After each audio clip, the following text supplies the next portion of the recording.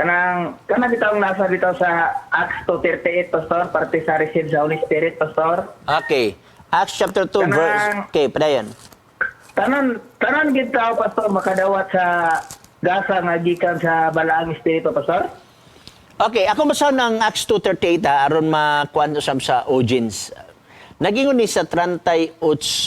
Okay, 2:38 si Pedro mitubag kanila pag hinulsol kamo og pabautismo kamo ang matag-o sa kaninyo sa ngalan ni Jesucristo tungod sa pasayloan sa inyong mga sala og madawat ninyo ang gasa sa Espiritu Santo. So, ang imong pangutana unsa to Igson? Kanang tanan bang tao nga nagtuo ni Jesus Christ makadawat sa balaang espiritu? Mo nagingon sa balaan nga kasulatan igsoon. Pero dili lamang igsoon kadtong nabautismuhan lamang. Naasay mga tao nga wala pa nabautismuhan pero nakadawat na sa Espiritu Santo. Okay? Atong basahon. Buhat kapitulo 10. Okay? Buhat kapitulo 10 versikulo 44. Nagyon. Samtang si Pedro nagsulti pa niini, ang Espiritu Santo mikunsa diha sa tanan nga nakadungog sa pulong. Og ang mga magtutuong may circumcision nga nanguban kang Pedro nahingangha nga ang gasa sa Espiritu Santo gibo man usab di ay diha sa mga hintel. Susato pa ang balang Espiritu gibo sa dito sintel. Wala pa sila mabautismuhan apan nakadawat sa balaang Espiritu. Sukwahi sa atong madunggan karon sa mga ubang mga fellowshipping nga speaking in tongue nga matud pa nila nganong wa kuno ta nag-speaking in tongue tungod kay wala makadawat sa Espiritu Santo. Muna nga sa ila nga congregation na sila member dito nga dili maka-speaking in tongue, maningkamot na lang gyud nga maka-speaking in tongue. Kay kung wa ka nag-speaking in tongue, wa ka kadawat sa Holy Spirit. So may tabo perting sabaan nila sa sulod sa simbahan sila tanang speaking in tongue. Ang uban wala ga speaking tongue, naningkamot na lang gyud nga maka-speaking tongue aron kunohay nakadawat sa balang espiritu. Pero wa sila hibalo nga naay mga tao nga makadawat sa Holy Spirit bisag wala pa siya mabautismuhan. Oh? Atong basahon pagbalik ha, aron matin-aw ni siya. Samtang si Pedro nagsulti pa niini ang Espiritu Santo mikunsa diha sa tanan nga nakadungog sa pulong. 45. Og ang tanan magtutuo may circumcision nanguban kang Pedro nahingangha nga ang gasa sa Espiritu Santo gibo man usab di ay diha sa mga hintel. Kay sila nakabati man sa mga hintel nga gapanglitok sa laing pinulungan og nagambahan sa Dios. So mismo pa ang mga hintel nag-speaking in tongue. So ang wala na bautismuhan nakadawat sa Holy Spirit o katong usab nga nang bautismuhan nga nakadawat sa Holy Spirit, pwede sila nag-speaking in tongue. Bisan pag dili pa na bautismuhan, so why sa inyong madunggan karon nga dili pwede. At so Legson na natay nabasa. So nabautismuhan man ka, kadawat ka sa Holy Spirit, o katosang wala pa na bautismuhan, makadawat gyapon sa Holy Spirit, nagadepende ka na sa iyang pagtuo. Paday Legson. Pastor kanang ang Holy Spirit pastor kanang dili lang kay magistorya kag speaking tongue kundi ang Holy Spirit nga buti pasabot sa Biblia kanang gibagko na imong kinabuhi nga gisulod na si ang balaang espiritu sa imong kinabuhi di lang siguro sa pagistorya sa nagkalain-lain pinulungan kundi ang espiritu sa Dios nga naghiusa sa imo nga gibagko na gitsis na ang dagan sa imong kinabuhi mo ba na pastor? Yes. Bisan pa, actually, ang speaking in tongue ison, dili na pare sa speaking in tongue karon nga atong nakabantayan, ha? Nga kada simba nila, kinahanglan na speaking in tongue. Ang speaking in tongue ang igsuon, kaniadto aron pagguba sa communication barrier. Kaya nga naman, CCTV na ka mga naso diri nasa Buhat Kapitulo 2, nagtipok na taga-Ilam, na taga-Roma, na Kapadosya, na taga-Antioquia, na taga-Hudi, Jerusalem. Lain-laing pinulungan, busag gihatag ang gasa sa speaking in tongue. Ngani inigwali ni Apostol Pedro, ang iyang gigamit niyang kagalingong pinulungan, apan anadunggan sa mga tao, ilang kagalingong pinulungan mo, gitawag na itong speaking in tongue. Pero actually, bisag wala pa'y communication barrier, bisag wala pa'y speaking in tongue, makadawat yapon ka sa Holy Spirit mo, may gisaad sa Dios. Sa mga apostoles, atong basahon, Buhat Kapitulo 1, versikulo 8, nagingon. Okay, matumpan niya din apan kamo, makadawat hinuon sa gahom sa diha nga kakonsaran na kamo sa Espiritu. Santo, o kamo mahimo unya ako mga saksi sa Jerusalem, Judea, Samaria. So makadawat ka sa Espiritu Santo. Bisag asa ka man to, Jerusalem, nga nagsimbolo sa imong panimalay. Samaria, nagsimbolo ba sa imong silingan? Sa gitawag na to og lain-lain lugar, tibuok nga kalibutan. Ang Holy Spirit naa sa tanan. Og muha mo mugiya siya sa matag usa kanato. Og mao na giingon sa Juan, no? Gani nag-ingon magay si Jesus Christ 16:13. Inig-abot sa espiritus kamatuoran, kini siya mao ang magtultol kaninyo ngadto sa tibuok nga kamatuoran, kay siya dili magsulti siyang kaugalingong pagbulutan. Hinunua, mao ang iyang madungog, mao ang iyang igasulti, og ang mga butang nga umalabot, iyang igatug-ans kaninyo. So, ang purpose sa Holy Spirit, kay siya mutultol nato sa kamatuoran.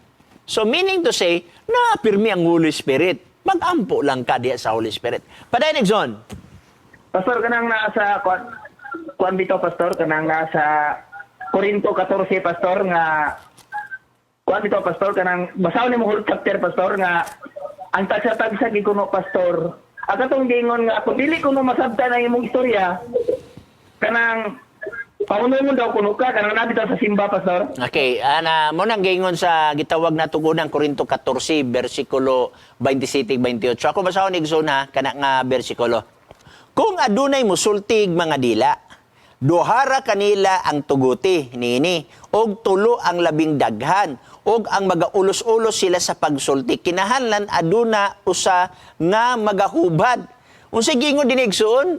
Usa, duhara tuguti, pinakadako na ng tulo. Pero unsa nahitabo karon sa mga counterfeit nga naas mga simbahan karon, sila tanan magstorya mo nang gubot gyud gayo. Pero sa Biblia ang pinakadaghan tulo ra usbon ko. Kung adunay musultig mga dila, duhara kanila ang tuguti. O tulo ang labing daghan. Labing daghan, mo man yung upat ang labing daghan, mo man yung lima ang labing daghan, tulo ang labing daghan. Pero unsay nahitabo karon? Nga naman, ang word nga speaking in tangigsoon, maura na musulti og pinulungan. For example, ako, Cebuano ko, unya, naibisita nga Amerikano, mag-in-English siya, that is speaking in tang. Unya, kinahanglan, adunay magubad. So, baron ang in-English, ngadto sa Bisaya. Mo na gingon din sa 27, nga gingon, kung adunay musultig mga dila, duhara kanila ang tuguti niini o tulo ang labing daghan, o magaulos-ulos sila sa pagsulti, o kinahanglan adunay usang nga magahubad kaniya sa kahulugan.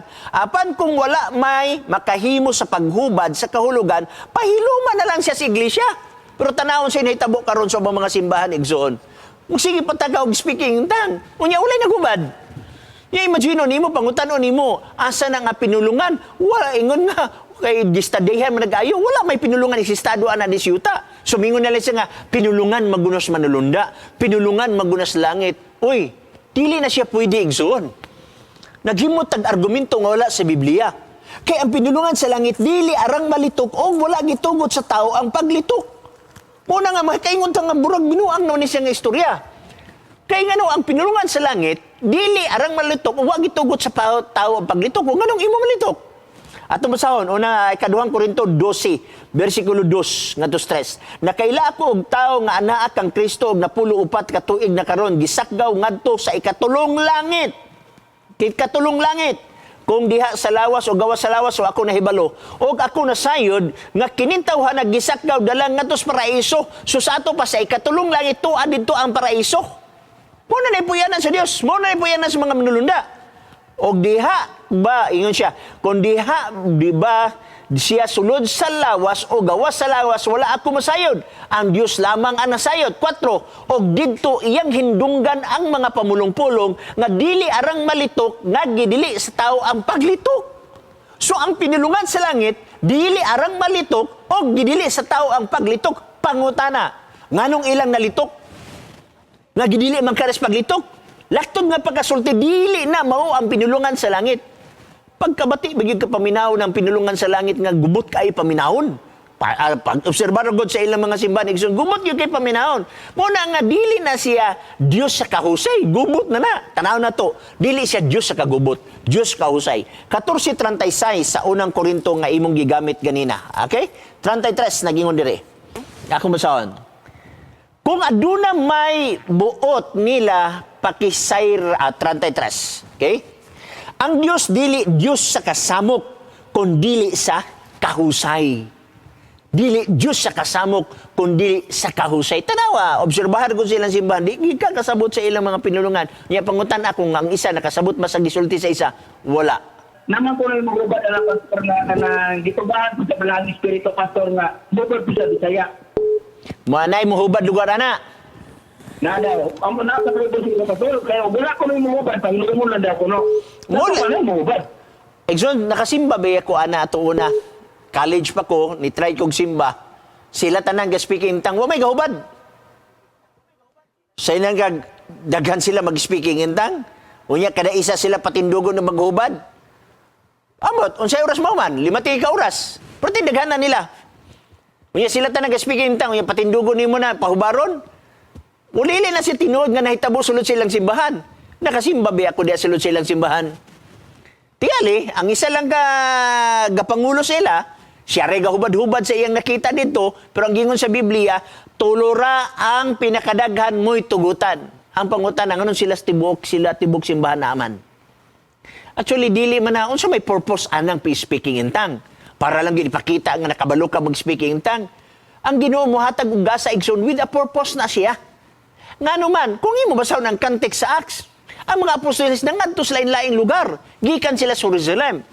Daghan kanila dili makabalo mo istorya sa mga pinulungan sa Kapadocia. Tanawa, parte daghan na ani nga pinulungan. Mo nang gihatag ang gasa sa speaking in tongue. Nga naman, kadi sila magkisanabot. So meaning to siyang speaking in tongue aron magkasinabot. How come nga dili magkasinabot? Tanawa, nag-speaking in tongue diri. Atong basaw na, nagingon diri. Versikulo 9, kitang mga taga-Parsya o mga taga-Media o ang taga-Ilam, mga mulupyo sa Mesopotamia, Judea, Cappadocia, Punto, Asia, Phrygia, Pamphylia, Ehipto, o sa kayutaan sa Libya, sakop sa Cyrene, o mga dumuluong gikan sa Roma, mga Hudiyo nga kinabig, mga taga-Krita o taga-Arabia, kitang tanan pinaagi sa atong matag kaugalingong pinulungan o sinultihan, nakadungog kanila nga nagasugilon mahitungod sa kahibulungan buhat sa Dios. So, ingani na igso ng speaking in tongue. Ako'y nagsulti sa ako nga hinib-hinibro nga pinulungan kay gikas Jerusalem, katutanan 17 ka pinulungan, nakabatay sa ilang kaugalingong pinulungan. Mao na speaking in tongue. Okay? Bueno, kay 2 minutos naman ang nabilan sa atong timing zone. Sorry kayo, nga ato na lang putlo ng imo nga pagpanawag. Tawag nagbalik sa next week, no? Aron matagaan ka og saktong husay niya nga mga butanga.